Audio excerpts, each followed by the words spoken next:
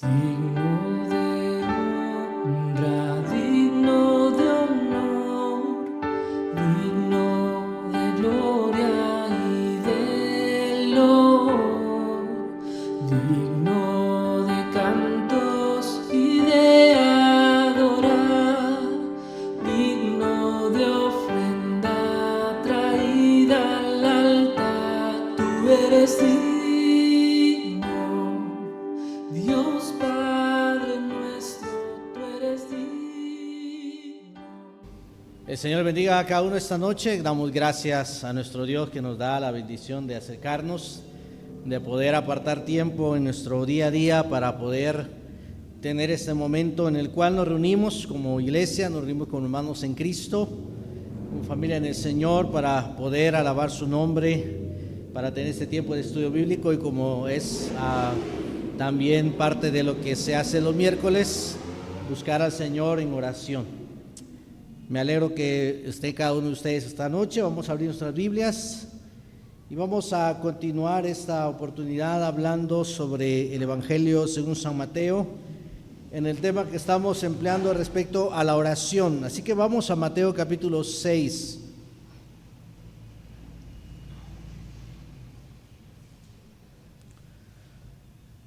Hablábamos de cosas importantes en las que el Señor estaba tratando de corregir dentro del pueblo.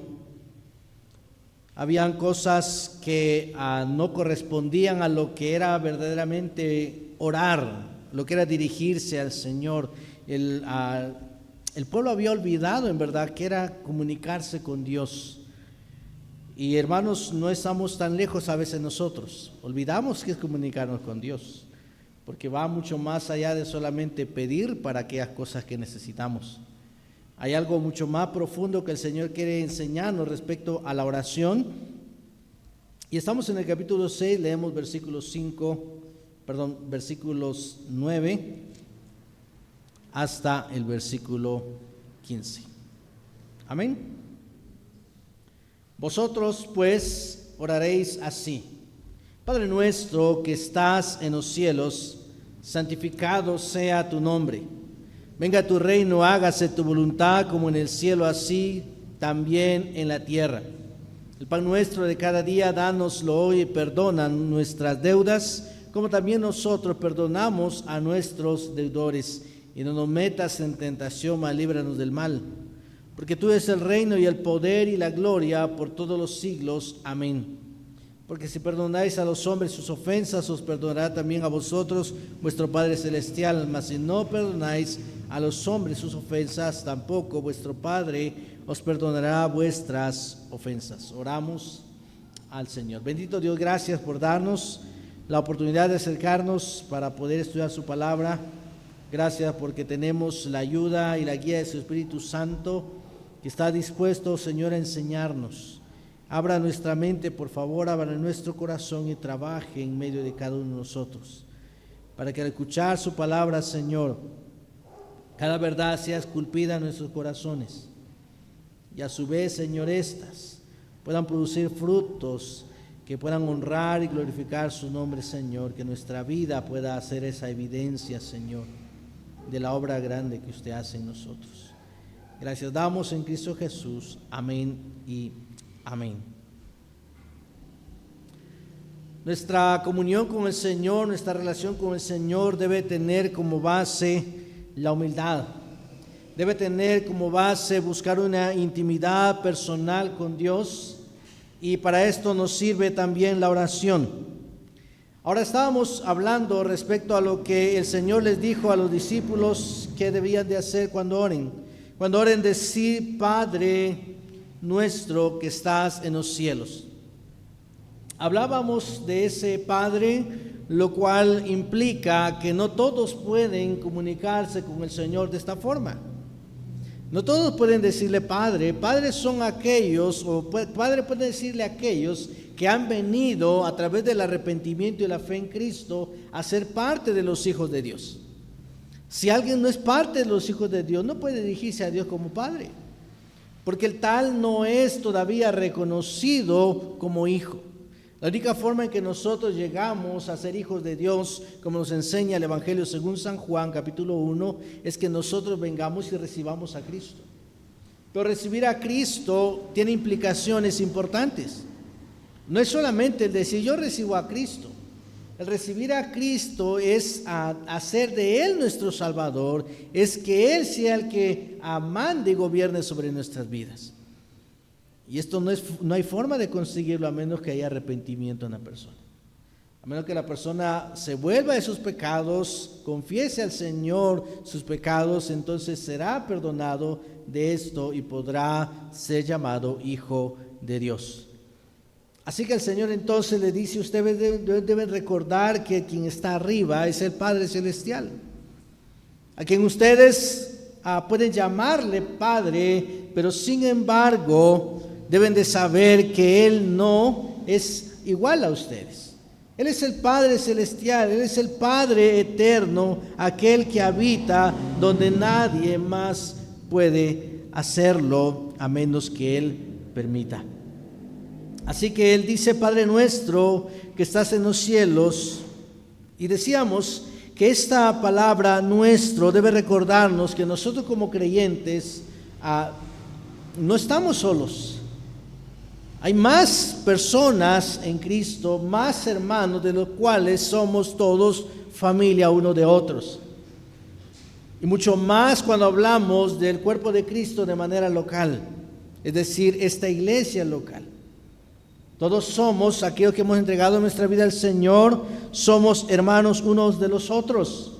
Y por lo tanto, esa familiaridad que ahora tenemos, que es común entre nosotros, por cuanto Dios es nuestro Padre, debe llevarnos a tener nosotros esa preocupación unos por otros como hermanos. ¿Qué hermano es aquel que de repente ve tropezar a su hermano, estoy hablando en la sangre, y no es digno siquiera de levantarle, de ver si está bien, de ver qué le ha pasado? Yo creo que no sería lo más correcto. Es verdad, a veces sucede que algún hermano se cae y el otro lo que hace es reírse. Pero no es esa clase de familiaridad que deberíamos tener nosotros como cristianos. Cuando yo veo a mi hermano que está flaqueando, yo debería buscarle, yo debería acudir a él para animarle, para levantarle, para que él no quede donde está. Así que el Señor nos recuerda que Él es nuestro Padre, y esta es una forma en la cual nosotros recordamos que somos una familia en el Señor. Y por lo tanto debemos tener preocupación, por eso debemos llorar unos por otros. Porque somos familia en Cristo. Lo que a un hermano le sucede, si es algo triste, de alguna forma, quizás no en la misma medida, pero sí de alguna forma debe entristecer. Y cuando a un hermano le sucede algo alegre, algo bonito, algo hermoso, lejos de sentir envidia, lejos de sentir celos, yo debería de gozarme con tal hermano. Debe ser así la actitud, sabiendo que tenemos un Padre en común, que es el Padre Celestial. Ahora, el Señor recuerda dónde está Él. Dice, Padre nuestro que estás en los cielos. El Padre nuestro sitúa al Señor en el lugar correcto, para que podamos nosotros entender que estamos hablando no de un Padre terrenal. Por lo tanto, este Padre Celestial no es común, es único. Este es el Padre Celestial que trasciende más allá de las fronteras. Este es el Padre Celestial que trasciende más allá de cualquier país, más allá de cualquier habitación, más allá de la tierra. Aquel que lo habita todo, aquel que lo sostiene todo, aquel que el mundo mismo no puede contenerle. Dice el Padre Celestial. Y es que, hermanos, a Dios no le podemos nosotros hacer pequeño. De allí quizás esa discrepancia en lo que algunos de repente llaman Diosito. Hermanos, nuestro Dios no es Diosito. Él es el Dios eterno. Él es el Señor de señores, Él es el que ha hecho el universo, aquel que nada puede contenerlo. Por eso la maravilla más grande que sentía Salomón cuando estaba dedicando el templo al Señor. Él reconocía y decía: Señor, yo sé que tú no puedes habitar en esto es muy poquito para ti. De hecho, el cielo, la tierra, todo eso no basta para que tú puedas habitar. Pero hay un lugar especial que hemos hecho para que tu presencia esté allí. Y más maravilloso se vuelve cuando nosotros pensamos en que Dios viene a habitar entre nosotros. El que me ama a mí, dice, y ama al Padre, dice, mi Padre le amará y vendremos a Él y haremos morada con Él. Esto es extraordinario. Pero en este momento, cuando el Señor está enseñándoles a orar, les quiere recordar quién es el que está allí, al que dirigimos nuestra voz. Por eso, sin temor, yo puedo llegar y decirle: Señor, esto, aquello me pasa. Porque Él tiene el poder para solucionar. Porque Él tiene poder para cambiar las cosas. Porque Él tiene el poder para transformar todo aquello que para mí es una inquietud, todo aquello que para mí parece algo grande, algo extremo. Tú estás en los cielos, tú no eres pequeño, tú eres el Creador.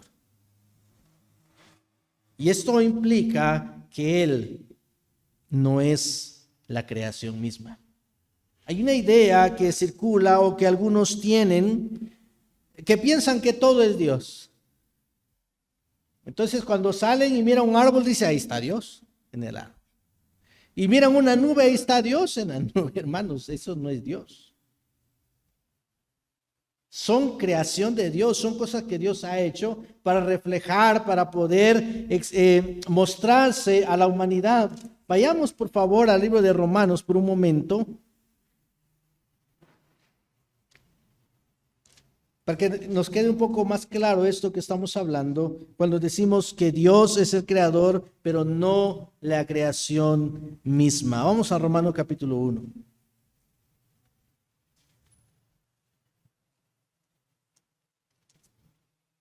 Perdón, Romanos capítulo 2.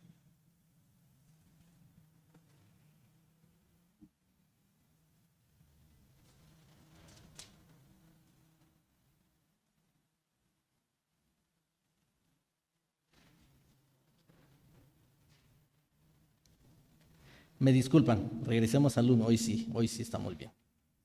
Capítulo 1, versículo 19 y versículo 20. Porque lo que de Dios se conoce les es manifiesto, pues Dios se lo manifestó. Hay una revelación de Dios que Él ha manifestado, la cual es innegable. Es decir, el hombre no puede negar que Dios se haya revelado a ellos. Y esto es aparte de la Escritura. Tenemos la revelación, obviamente, más segura, como dice el apóstol Pedro, que es las Escrituras, y que es la profecía más segura a la cual deberíamos estar atentos. Pero Dios, aún así, se ha querido revelar a los hombres de manera general. Y esto, dice el apóstol Pablo, ha sido manifiesto. ¿De qué manera? Versículo 20. Porque las cosas invisibles de Él, hay cosas que nosotros no podemos tocar, que no las podemos ver de manera directa. Dice, las cosas invisibles de Él, como su eterno poder, como su deidad, dice, se hacen claramente visibles. ¿Desde dónde? La creación. Ahora, Dios no es la creación, pero es la creación, en la manifestación de Dios. Cuando yo veo el universo, por decir así, llega un momento en la mente que uno se queda así como perplejo. ¿Cómo es que todo eso fue creado? Pues yo miro un montón de estrellas, que ninguna de esas se cae de un solo directamente sobre el mundo, sino que están allí como que alguien las estuviera sosteniendo. Alguien tiene que estar al tanto de ellas. Así que toda la creación está proclamando, está evidenciando el poder de Dios, mas la creación no es Dios. Por eso decimos que el Padre nuestro que nos enseña a poder recordarnos que Él es aquel que está en los cielos, aquel que es el creador, sin embargo, Él no es la creación. Dios está, hermanos, por encima, más allá de todo mundo creado. Dios no puede ser contenido por nada. Vamos por un momento al Salmo 33.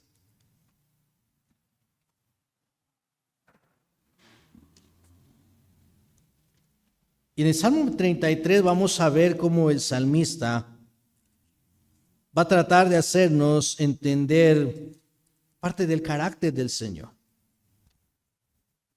Salmo 33.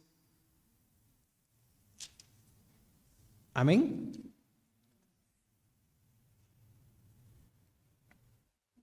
Sígame con su vista en el Salmo 33.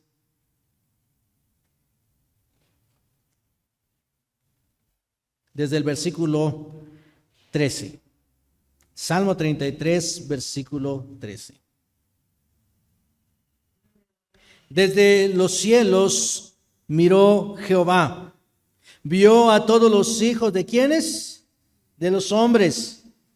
Desde el lugar de su morada miró sobre todos los moradores de la tierra. Él formó el corazón de todos ellos, atento está a todas sus obras.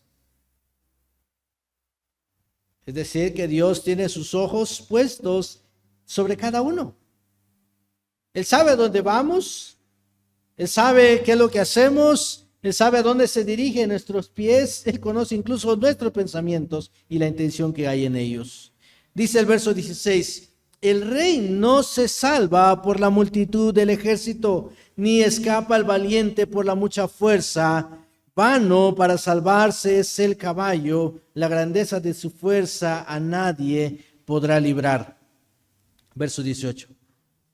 He aquí el ojo de Jehová sobre los que le temen, sobre los que esperan en su misericordia, para librar sus almas de la muerte y para darles vida en tu tiempo, y para darles vida en tiempo de hambre. Nuestra alma espera a Jehová, nuestra ayuda y nuestro escudo es Él. Por tanto, en Él se alegrará nuestro corazón, porque en su santo nombre hemos confiado. Sea tu misericordia, oh Jehová, sobre nosotros, según esperamos en ti. En resumidas cuentas, el salmista nos está hablando del carácter soberano de Dios. Por eso es que nos muestra aquí que Él tiene gobierno sobre todo tiempo, sobre todo lugar. Desde cualquier dirección Él gobierna. Y el Padre nuestro entonces nos recuerda a nosotros quién es Dios. Y nos dice, Padre nuestro que estás en los cielos. Tú que gobiernas sobre todo. Tú que eres soberano. A ti que nada se te escapa. Volvamos otra vez. Mateo 6. Continúa el Señor en su declaración, en su enseñanza sobre la oración, diciendo, Padre nuestro que estás en los cielos, santificado sea tu nombre. ¿Sabe usted que la palabra santificado no es una palabra que usamos comúnmente? Muy a menudo, hermanos, nosotros olvidamos esto de santificado.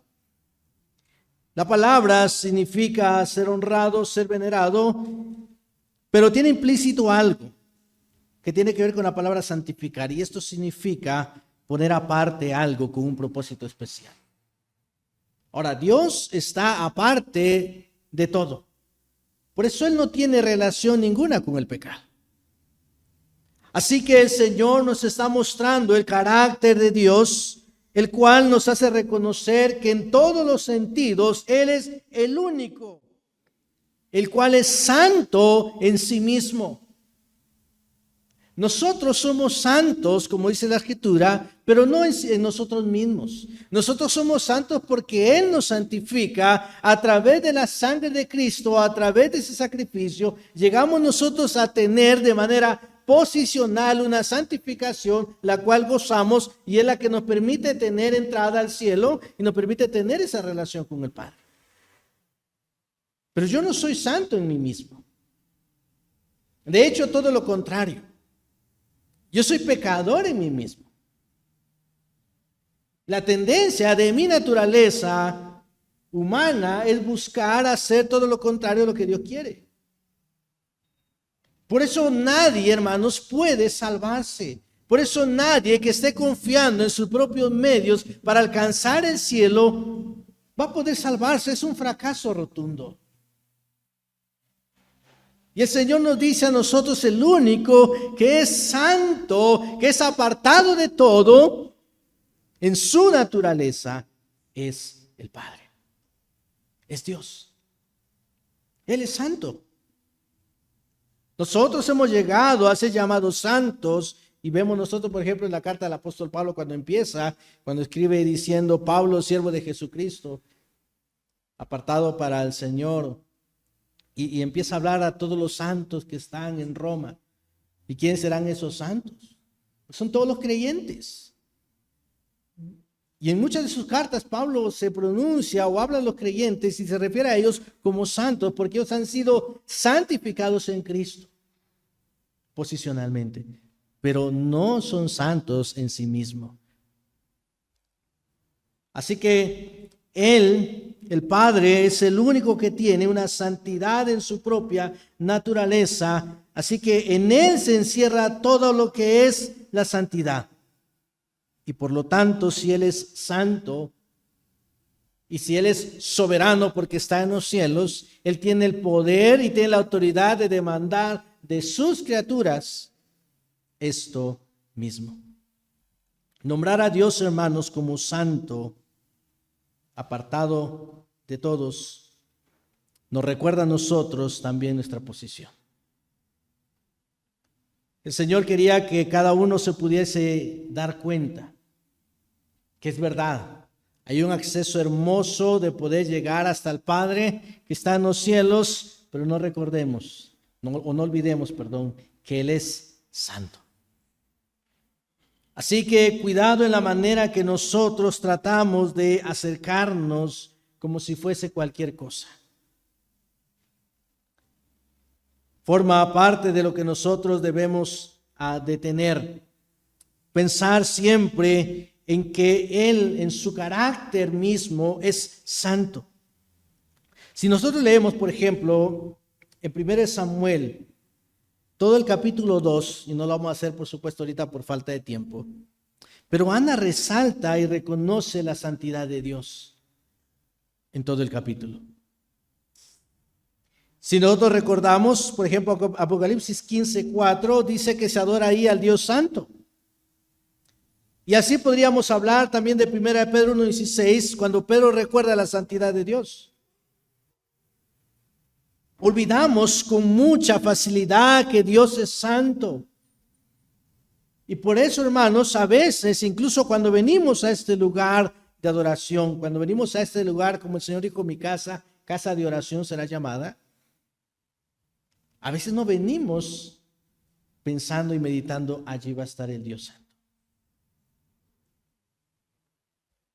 Y no estoy hablando nada que ver con nuestra vestidura, nuestra forma de vestir, que probablemente algo en ello debería de haber. Pero estoy hablando de nuestro corazón, cómo nosotros nos presentamos a Dios. A veces venimos molestos, nos sentamos en la silla, estamos enfadados todavía, no pedimos perdón a Dios, no arreglamos cuentas con el Señor en ese momento y empezamos a cantar y cantamos como todos. Y tal vez están cantando, yo qué sé, el himno Santo, Santo, Santo. Y lo cantamos. Leemos una lectura bíblica y la leemos, pero todavía no estamos a cuenta con Dios. Debemos recordar que nosotros nos acercamos a un lugar que es santo. Porque Él es santo. Mucha gente que usa el nombre de Dios la usa muchas veces a la ligera. De hecho, hermanos, en el área, por ejemplo, de la música, esa forma de música que hoy contemporánea, no digo toda, no la vamos a meter todo en un costal, pero mucha música contemporánea tienen poco de santidad. Tienen poco de santidad porque ni su letra misma, ni su melodía, ni su estructura musical parece santo. Más parece algo hecho para que el hombre se sienta bien, para que el hombre pueda gozarse, entre comillas. Así que el nombre de Dios es profanado de manera constante, y el Señor nos recuerda que nuestro Dios es un Dios santo en su carácter. Consideremos pues nuestra manera de acercarnos a Él con reverencia siempre, porque aunque es un trono de gracia, como la misma carta a los Hebreos nos enseña, acerquémonos pues confiadamente al trono de gracia. No debemos olvidar que ese trono de gracia sigue siendo santo. Es un trono de gracia,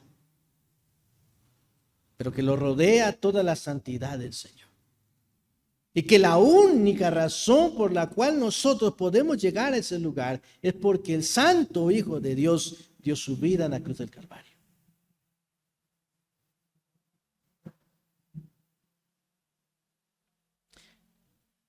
Entonces el Señor nos dice: vosotros pues oraréis así: Padre nuestro que estás en los cielos, santificado sea tu nombre.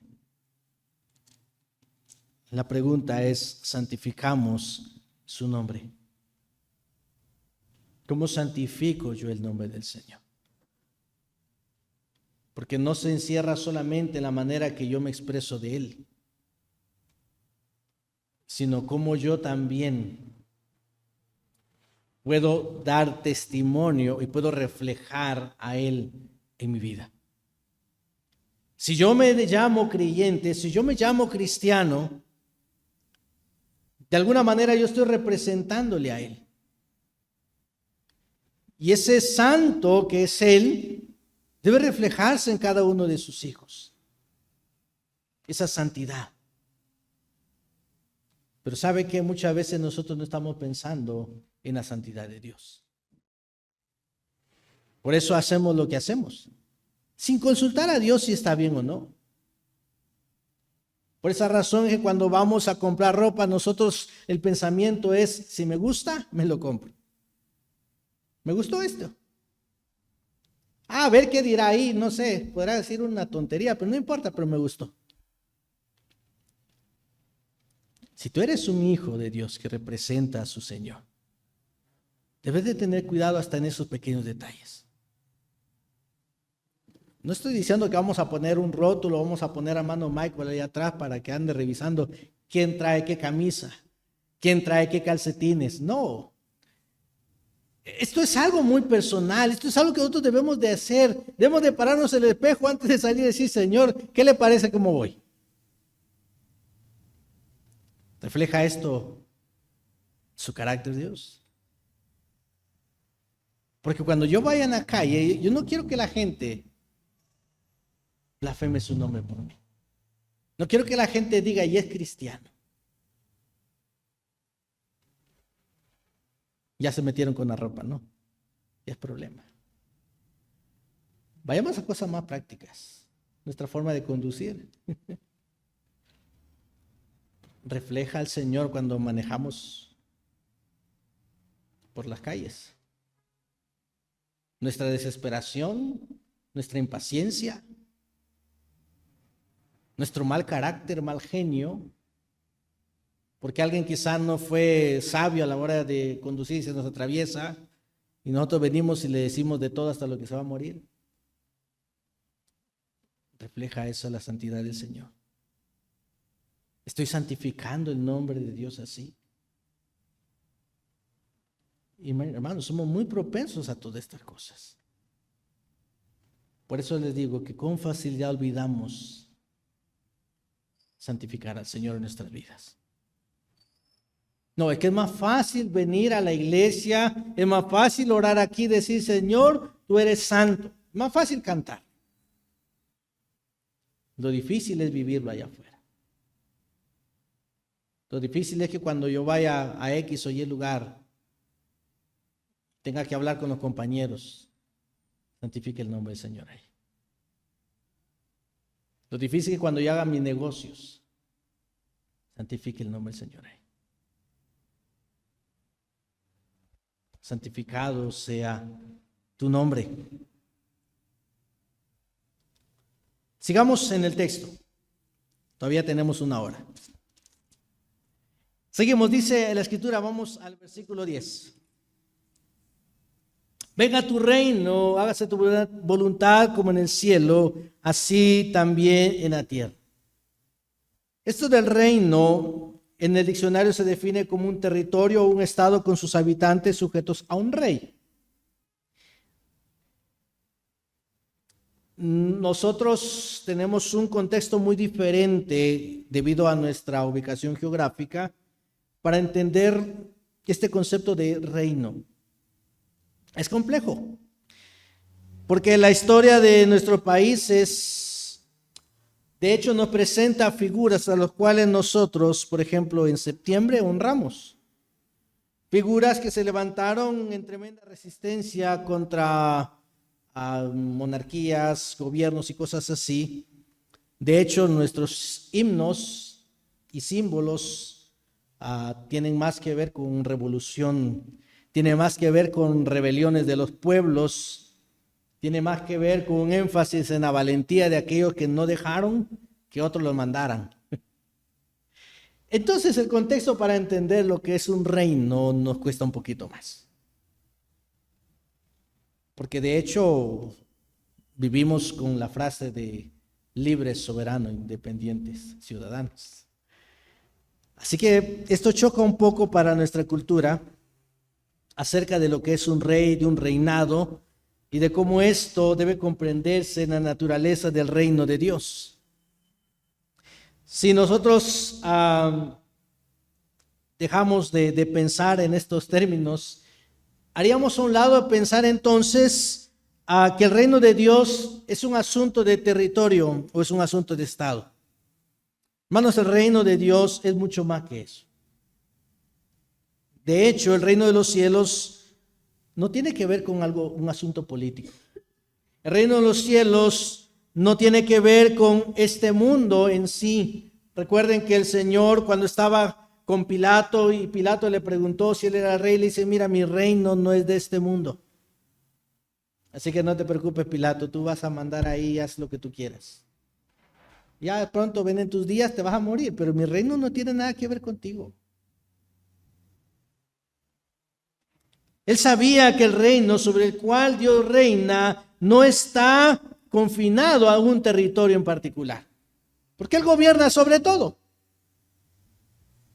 sea que el reino de Dios no tiene una frontera, no tiene un límite, sino más bien el reino de Dios, como el Señor dice aquí, venga tu reino, es una alusión a un reinado verdadero, divino y glorioso, lo cual no está limitado a un espacio geográfico, sino más bien a su función, donde Él es el que gobierna.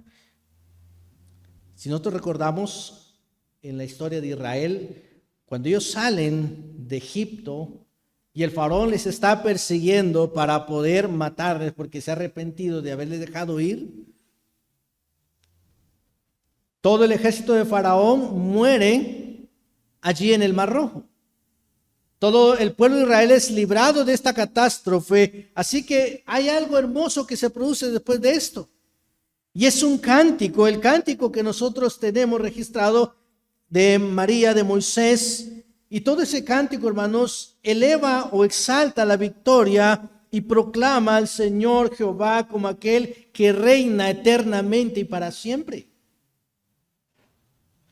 Éxodo capítulo 15, verso 18. Éxodo 15, 18.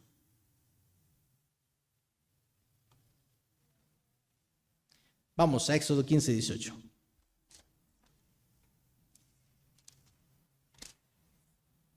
Dice: Jehová reinará eternamente y para siempre. Ahora, ¿qué es lo que sucedió? Ya el pueblo de Israel ya no estaba más bajo el dominio de Faraón. En otras palabras, todo el pueblo estaba ahora bajo el reinado de Dios. Recordemos que hasta ese entonces no habían reyes. El que gobernaba era Dios para ellos. Y por eso, desde ese instante, Dios se convirtió en el soberano para el pueblo, a diferencia de las demás naciones que no tendrían ellos un monarca humano, no tendrían alguien que les gobernara a ellos, sino Dios mismo iba a ser su gobernador. Sin embargo, el pueblo pronto dejaría a un lado el querer ser gobernado por Dios. Y sabemos la historia.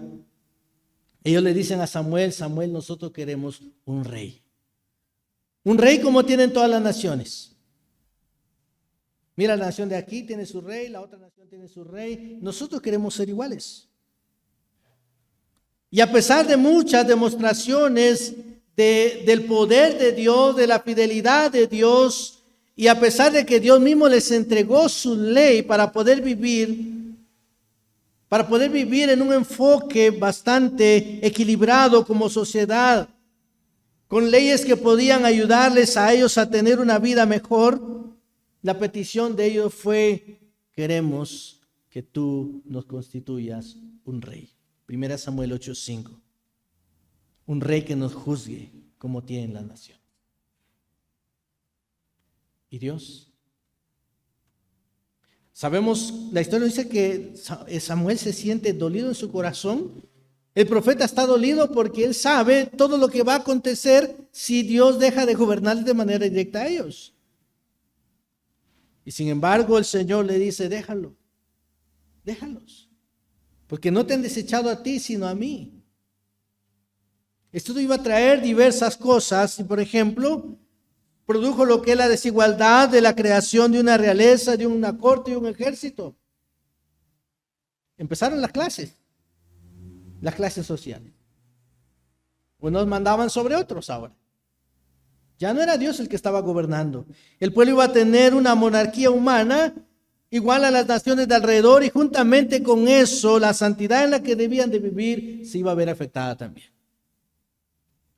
Porque cuando los hombres gobiernan, dejando a Dios a un lado, las sociedades van hacia abajo. Y en tercer lugar, de manera automática, Dios estaba siendo desechado por ellos como rey. Y Dios les recuerda a ellos: cuando oren, pidan a Dios que venga tu reino, que tú gobiernes sobre nosotros.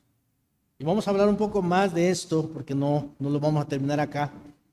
Pero quiero que vaya con esto en su mente. Necesito al Señor soberano que gobierne mi vida, para poder orar como dice la Escritura: Padre nuestro que estás en el cielo, santificado sea tu nombre. Venga a nosotros tu reino. Hágase tu voluntad como en el cielo, así también en la tierra. Oramos. Bendito Dios, gracias por este tiempo. Gracias por enseñarnos. Gracias por ayudarnos, Señor, a entender estas verdades, Dios. Permita que nuestro corazón, Señor, pueda deleitarse, Señor, en su palabra. Que podamos, Señor, ser quebrantados frente a estas verdades, Señor, en su soberanía y en su reino, en su gobierno, Señor. Que podamos anhelar, Dios, que su reino se haga, Señor, real para todos nosotros. Que podamos vivir, Señor, conforme a su voluntad, para gloria y honra suya en Cristo Jesús.